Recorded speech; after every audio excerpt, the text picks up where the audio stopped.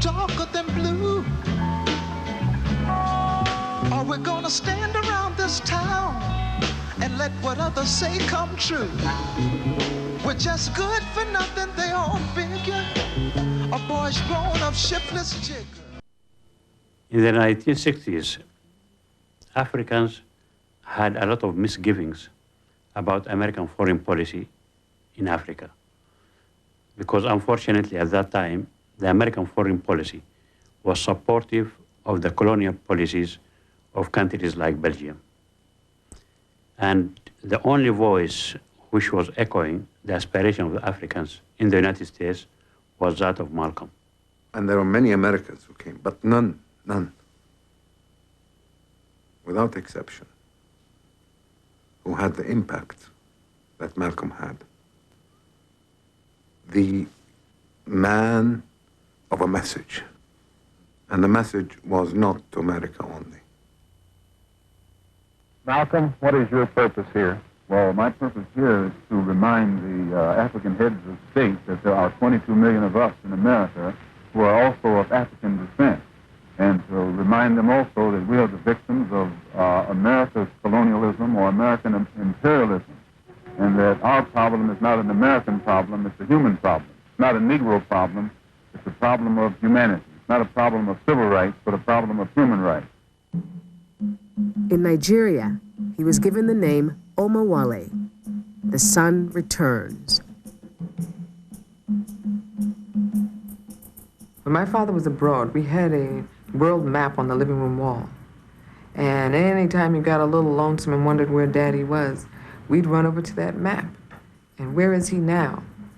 And he's in Cairo, which is the capital of Egypt. And he's over here with Nkrumah, and he's over here. So there was a different kind of passage that we maintained when he was abroad.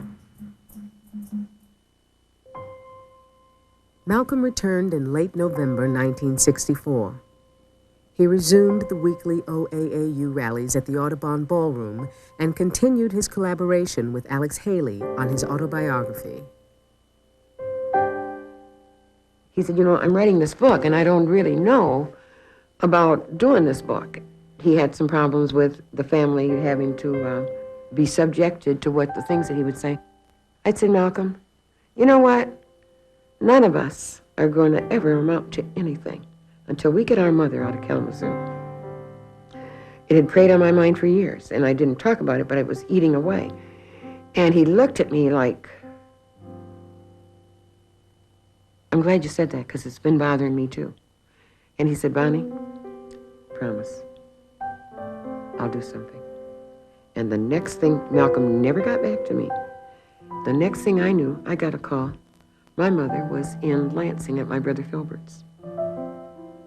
And he later told me that it had been pent up in him all these years. He didn't want to think about it. He certainly didn't want to talk about it because he did not feel good about it. But he felt so great when he and his brother came together to have their mother released.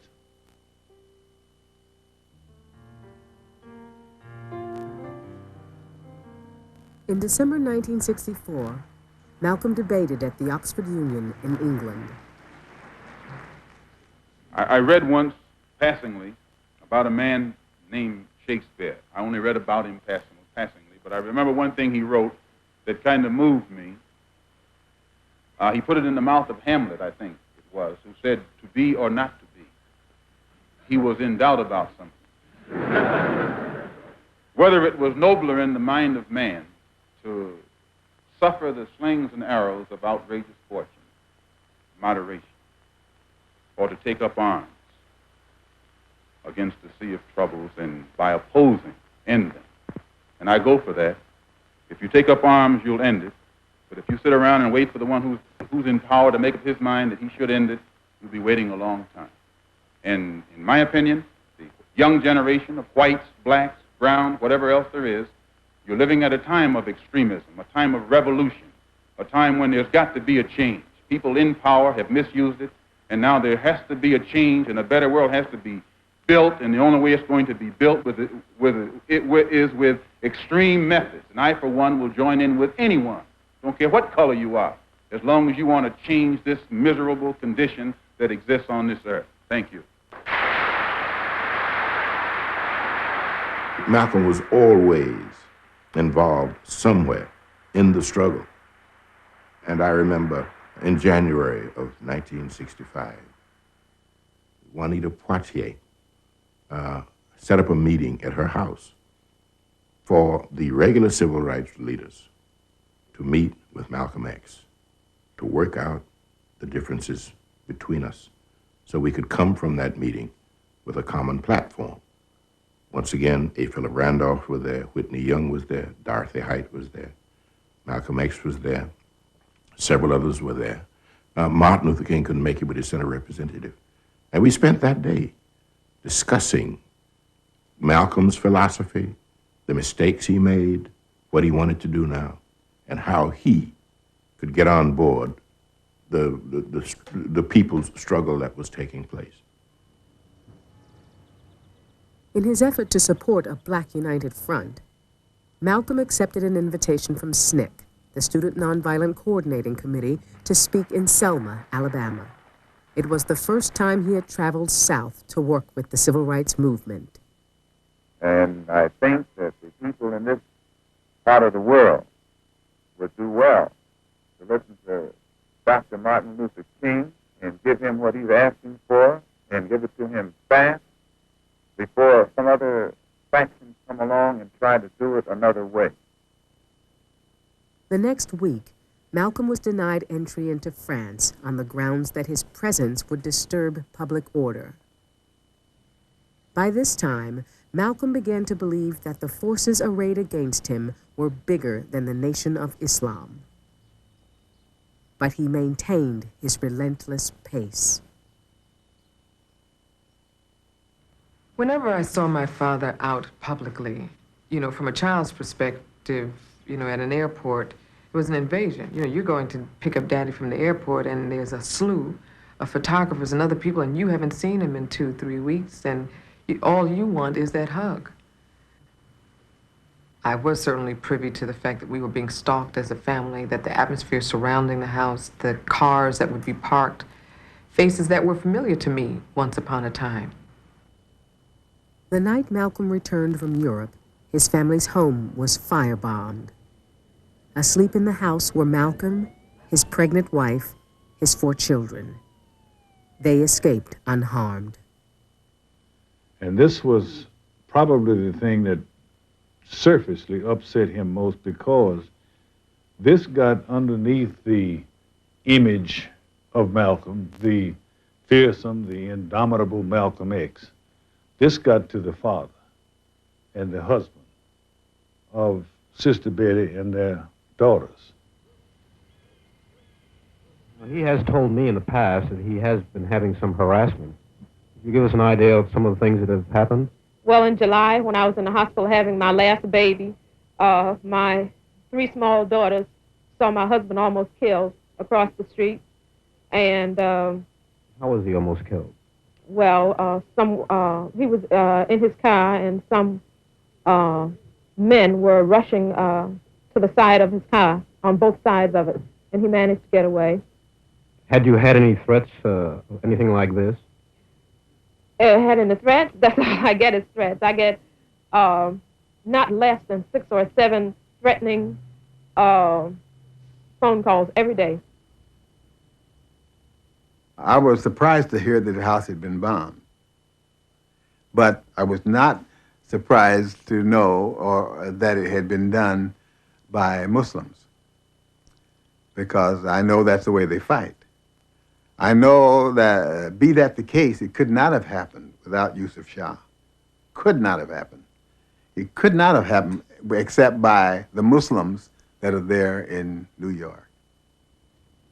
The Nation of Islam accused Malcolm of setting fire to his own home rather than vacating as ordered by the court. Later that day, the nation's representative, Captain Joseph, inspected the scene. Who bombed his house? I don't know. All we know, it just got on fire. Does Malcolm know who bombed his house? I don't know. He never said. And if he did, he should have brought him to justice. There were news reports of threats against his life. Is his life really in danger? Maybe it was. He said it was. He said it was. Do you feel now that there was a climate within the nation itself that put his life in danger? Well, as you know, in a nation, you have all kinds of people, and they have different thoughts. You have sympathizers. They have different thoughts. You know? And you have people that not even attached to the community. They like what they hear, but you just can't live the life. Anything might happen. That scare you. So anything could happen. The atmosphere was there. What was being said was there. You see? You got to understand, Mr. Muhammad and what he represented. Inflammatory articles against Malcolm appeared frequently in the Nation of Islam newspaper, Muhammad Speaks. The most notorious was one written by Louis Farrakhan, then Louis X, who had been a protege of Malcolm's. Malcolm himself described it as a death warrant. I wanted you to know that my house was bombed. It was bombed by the black Muslim movement upon the orders of Elijah Muhammad. Now, they had planned to do it from the front and the back so that I couldn't get out. And the fire hit the window, and it woke up my second oldest baby. But the fire burned on the outside of the house. But had that one gone through that window, it would have fallen on a 6-year-old girl, a 4-year-old girl, and a 2-year-old girl. And I'm going to tell you, if it had done it, I'd taken my rifle and gone after anybody in sight. I would not wait. And I say that because of this. The police know the criminal operation of the black Muslim movement because they have thoroughly infiltrated. The only thing that I regret in all of this is that two black groups have to fight and kill each other off. Elijah Muhammad could stop the whole thing tomorrow just by raising his hand. Really, he could. He could stop the whole thing by raising his hand. But he won't. He doesn't love black people. He doesn't even love his own followers, proof of which they're killing each other. They killed one in the Bronx. They shot another one in the Bronx. They tried to get 6 of us Sunday morning, and the pattern has developed across the country. The man has gone insane, absolutely out of his mind. Besides, you can't be 70 years old and surround yourself by a handful of 16, 17, 18-year-old girls and keep your right mind. You can't do it. In December 1964 and into January 1965, the threats continued. There were even several attempts on his life, assumed by some to be inspired by the Nation of Islam. I said, if you think for one moment that these brothers are not going to try to take you out, you're mistaken. But he knew he was hunted, and he knew his days were numbered, I think. My name is Gene Roberts, and I was assigned by the New York City Police Department to infiltrate Malcolm's organization, report back membership, names, weapons, if any, and I attended meetings and was part of the security on occasions. And at this particular meeting, I was standing up front along with about 4 or 5 other guys, other members, and I heard a commotion in the middle to my right. I started for the commotion, and I see this young fellow come down the middle aisle, and then slip into about the 2nd or 3rd row and take a seat. And he was wearing blue suit, white shirt, and red tie, which is basically uniform for the members of the Nation of Islam. So after the meeting, I reported back to the department that I felt I had just saw a dry run on Malcolm's life. And when that was going to go down, I wasn't sure. Malcolm did not expect to live another week. We people who are darker than blue, are we gonna stand around this town and let what others say come true? We're just good for nothing, they all figure. A boy's grown up, shiftless jigger. Now we can't hardly stand for that, or is that really where it's at?